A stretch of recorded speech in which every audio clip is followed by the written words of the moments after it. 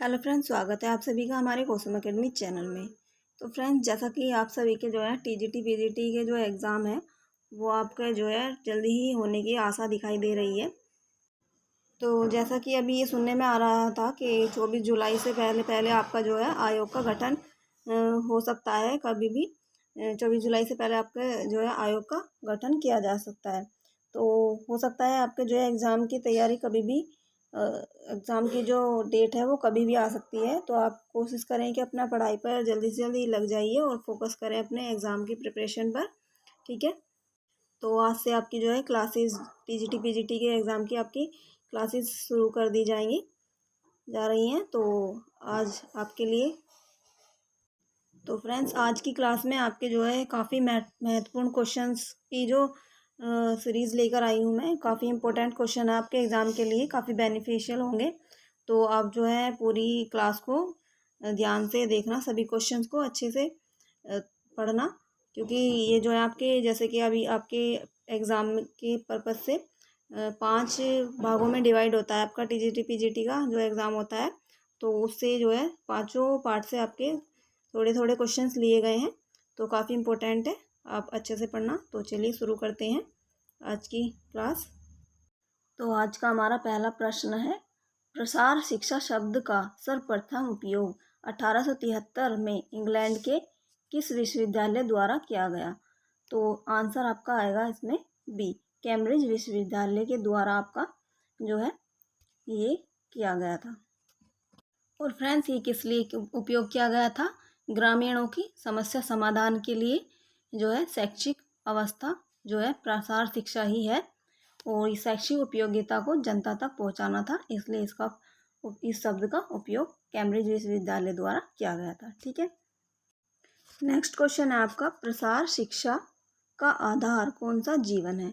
तो आंसर आपका आएगा सी, ग्रामीण जीवन, क्योंकि ग्रामीण जीवन के लिए ग्रामीण में गाँवों में रहने वाले लोगों के लिए जो है प्रसार शिक्षा का जो उपयोग किया गया था। ठीक है।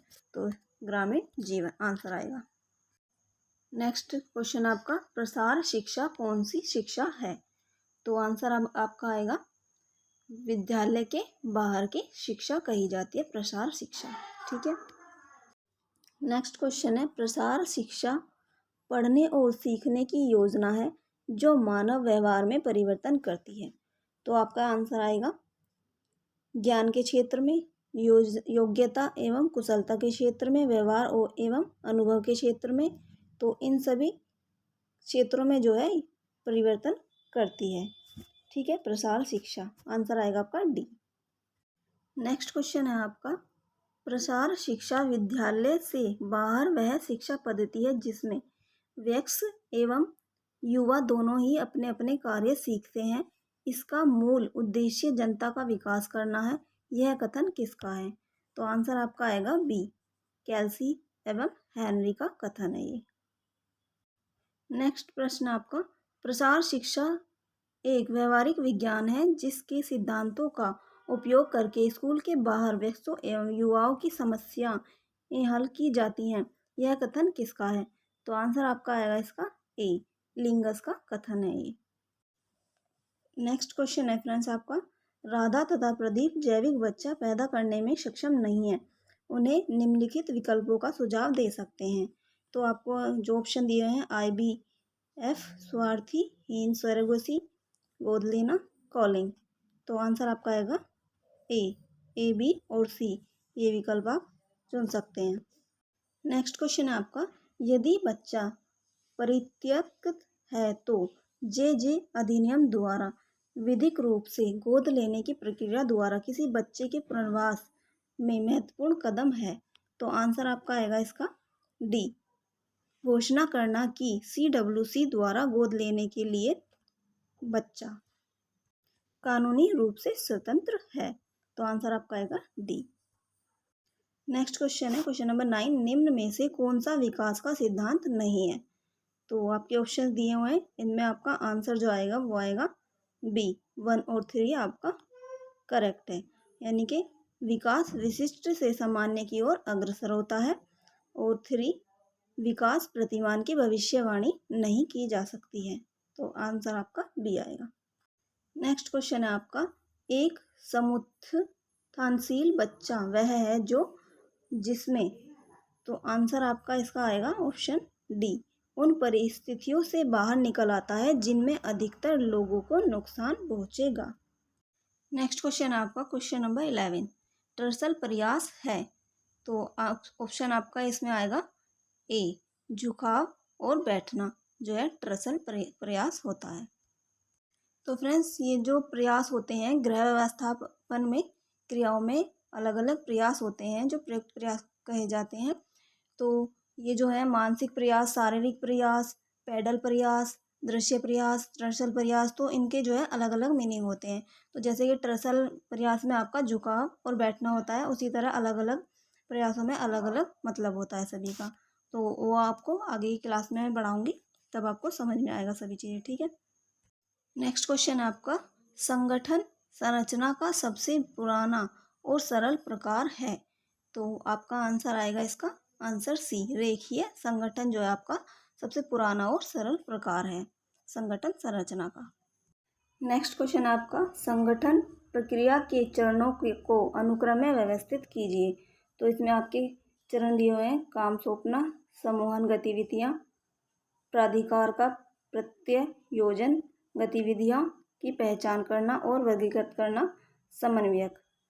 तो ये ऑप्शन दिए हुए हैं, तो आपका आंसर जो आएगा वो आएगा आपका आंसर आएगा आपका सी। ये थोड़ा ऊपर नीचे हो गए हैं, ठीक है। तो डी, बी, सी, ए, ई, तो इस तरह से क्रम आएगा। चलिए उनको लगाते हैं।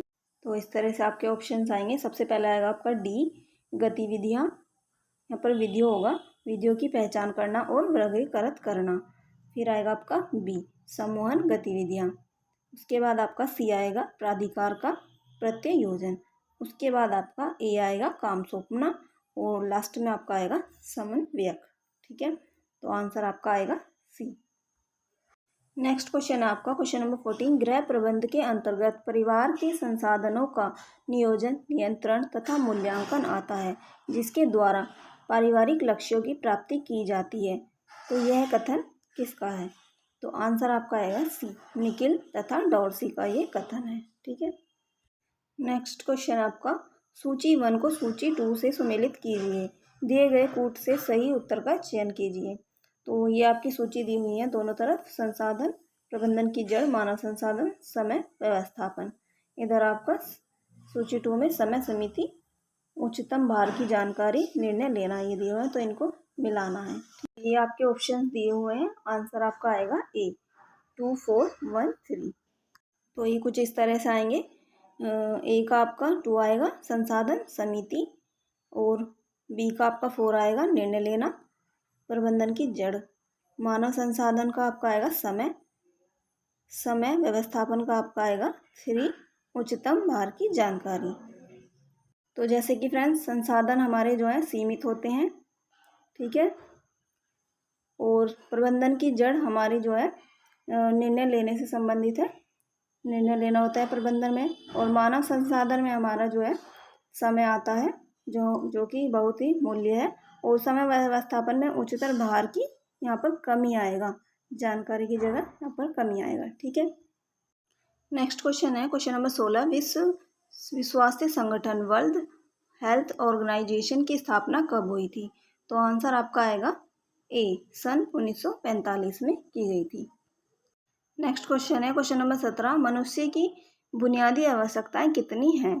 तो कितनी होती हैं आपकी? आंसर आएगा सी, 3 आवश्यकताएं होती हैं। कौन कौन सी होती है? रोटी, कपड़ा और मकान, ये आपकी बुनियादी आवश्यकताएं होती हैं मनुष्य की। नेक्स्ट क्वेश्चन है, संतुलित भोजन मनुष्य को कैसा पोषण प्रदान करता है? तो कैसा करता है? सुपाच्य, उत्तम, स्वास्थ्य, तो उपरोक्त सभी आपका आंसर आएगा। सभी तरह का आपका पोषण प्रदान करता है संतुलित भोजन। नेक्स्ट है, उत्तम स्वास्थ्य मनुष्य को कैसी सोच प्रदान करता है? तो आंसर आएगा आपका सी, सकारात्मक सोच प्रदान करता है उत्तम स्वास्थ्य। नेक्स्ट क्वेश्चन है क्वेश्चन नंबर 20, किस वैज्ञानिक ने मनुष्य के दैनिक आहार का अध्ययन कर विभिन्न भोज्य पदार्थों का योज्य मूल्य की सूची बनाई थी? यहाँ पर फ्रेंड्स भोज्य मूल्य की सूची बनाई थी आएगा। तो आंसर आपका आएगा ए, अमेरिका के वैज्ञानिक अटवाटर ने सूची बनाई थी। नेक्स्ट क्वेश्चन है, वित्तीय स्थिर वस्त्र को इस प्रकार परिभाषित किया जाता है।